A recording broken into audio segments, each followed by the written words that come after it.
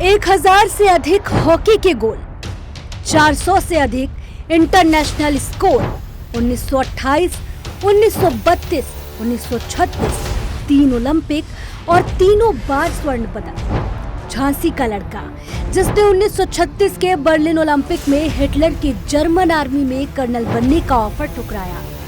1932 में जापान दौरे पर अधिकारियों ने गोल लगे होने के संदेह में तोड़ी थी हॉकी।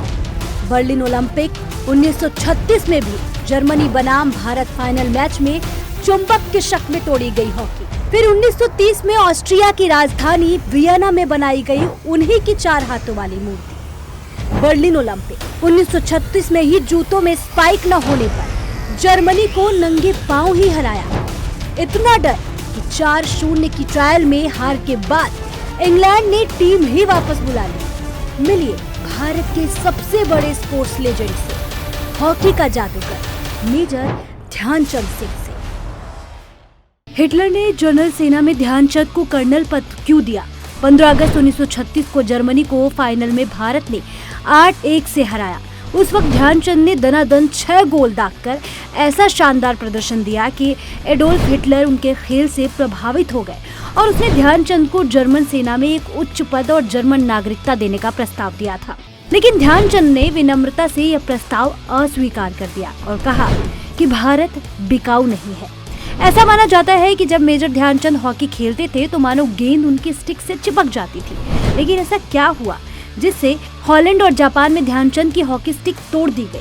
दरअसल एक बार जर्मनी को 8-1 से अपमानजनक हार का सामना करना पड़ा। जर्मन खिलाड़ी ध्यानचंद के असाधारण कौशल और गेंद को घुमाने की क्षमता से निराश थे। ऐसे में 1936 के बर्लिन ओलंपिक में जर्मनी के खिलाफ फाइनल मैच के दौरान उनकी हॉकी स्टिक को तोड़कर चेक किया गया था, क्योंकि उन्हें शक था कि ध्यानचंद के हॉकी में चुंबक लगा हुआ है, जो कि यह दर्शाता है कि विपक्षी उनसे किस हद तक डरते थे।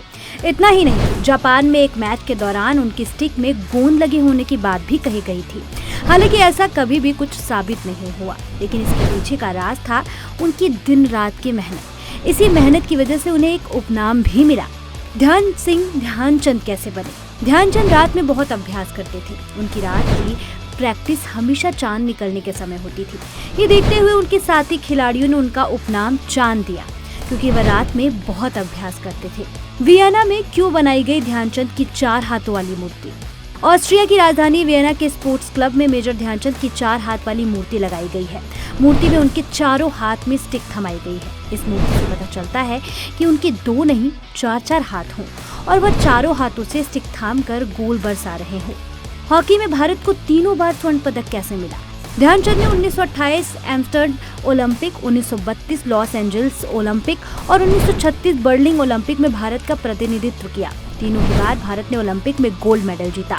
एम्स्टर्डम और एंजल्स ओलंपिक में वह टीम के सदस्य खिलाड़ी के तौर पर शामिल थे, जबकि बर्लिन ओलंपिक में उन्होंने कप्तान के रूप में टीम का नेतृत्व किया और गोल्ड मेडल जीता।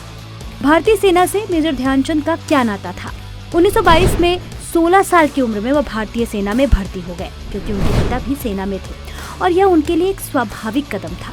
ध्यानचंद का जीवन प्रेरणादायक और गौरवमय रहा। उनका खेल कौशल, उनकी सादगी और देशभक्ति अद्वितीय थी। अब भारत को इंतजार है अपने रत्न को भारत रत्न मिलने का।